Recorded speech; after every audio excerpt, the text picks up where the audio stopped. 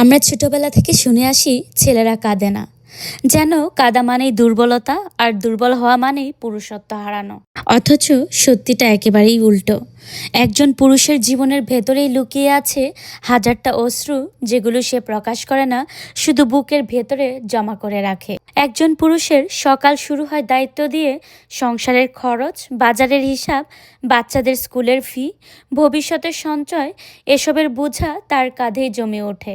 বাড়ির মাথার ছাদটা মেরামত হবে কিনা, নতুন ঘর বানানো যাবে কিনা, বাবা মায়ের ওষুধের দাম মেটানো যাবে কিনা, এইসব দুশ্চিন্তায় তাকে দিন রাত তাড়া করে। তারপর আছে সম্পর্কের টানাপোড়েনে, বউয়ের সাথে মান অভিমান, শাশুড়ি বউয়ের ঝগড়া, আত্মীয় স্বজনের প্রত্যাশা।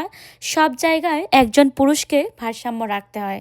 সে কখনো বিচারক, কখনো শান্তির দূত, আবার কখনো নিজের ভেতরের ক্ষত ঢেকে হাসি মুখে সবার পাশে দাঁড়ায়। সবচেয়ে বড় লড়াই হয় নিজের সন্তানের ভবিষ্যৎ নিয়ে। ছেলে মেয়ের লেখাপড়ার খরচ, ভালো স্কুল, ভালো কলেজ, টিউশন, সব কিছু নিশ্চিত করার চেষ্টা সে করে।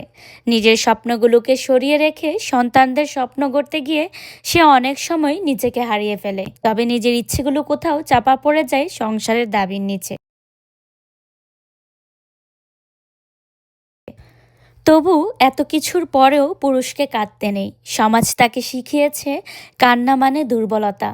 তাই সে রাত জেগে ব্যাংকের কিস্তির হিসাব মেলায়, আবার সকালে ঘুম থেকে উঠে হাসি মুখে বেরিয়ে পড়ে কাজের খোঁজে।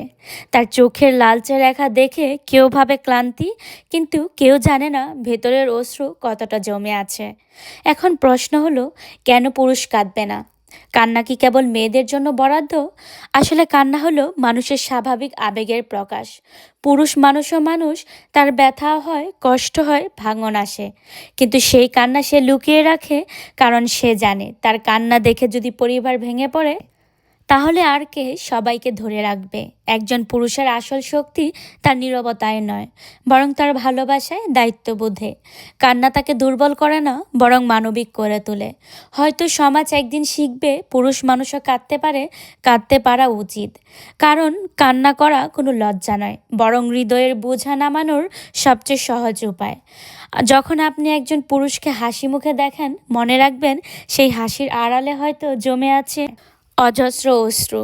শুধু পার্থক্য হলো সেই অশ্রু সে আপনার সামনে ফেলতে পারে না।